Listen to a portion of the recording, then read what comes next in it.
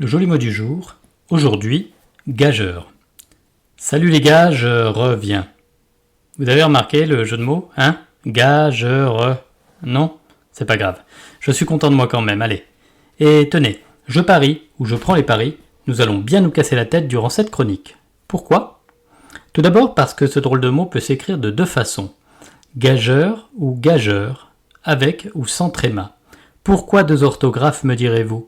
Tout simplement pour nous aider à le prononcer correctement, chose que je n'ai pas faite, et à dessein, depuis le début de cette chronique, car on ne dit pas gageur, mais gageure. Pourtant, d'habitude, un E suivi d'un U, ça fait E, comme dans heure, l'heure, beurre, moteur, ascenseur, mais pas comme dans gageure. But alors, comme s'exclamait De Funès, pourquoi cela? C'est diablerie, comme disait Christian Clavier dans la peau de Jacouille la Frépouille. Et oui, dans le cas qui nous occupe et nous, préoccupe, la lettre E est muette. Elle sert uniquement à former le son « je », comme dans prénom Georges, par exemple. Et oui, parce que sinon, ça fait gorge. Donc, si le E se veut muet, on doit par conséquent prononcer « gageure ».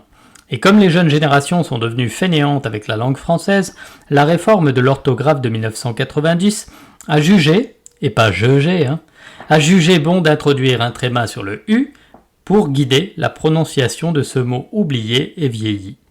Ce tréma qui aide bien, et qu'on retrouve par exemple dans les mots comme aigu, ambigu, contigu, exigu, dans leur genre féminin, pour précisément ne pas prononcer aig, ambig ou exig. C'est donc plus ou moins le même principe pour gageure. Ceci étant dit, passons à l'explication. Ce nom féminin nous vient du verbe gager, du nom gage, lui-même emprunté au vieux francique wadi, lui-même du proto-germanique occidental wadi, à son tour dérivé du proto-germanique wadia, apparenté au néerlandais wede ou vede, salaire, solde, à l'allemand wette, pari, mise, gageure. Wadja, vous avez suivi, vous? Perso, je viens de me choper une migraine éclair et carabinée, là. Bref, voici la définition de gageure, dont l'emploi est essentiellement littéraire. Il s'agit d'une action, d'un projet peu croyable et ressemblant à un pari hasardeux. Exemple, c'est une gageure de vouloir raisonner cet entêté.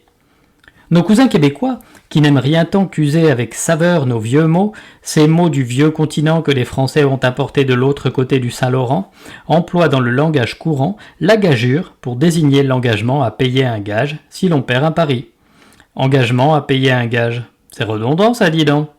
Ainsi, pour eux, la gageure n'est pas tant le pari que le gage qui y est associé.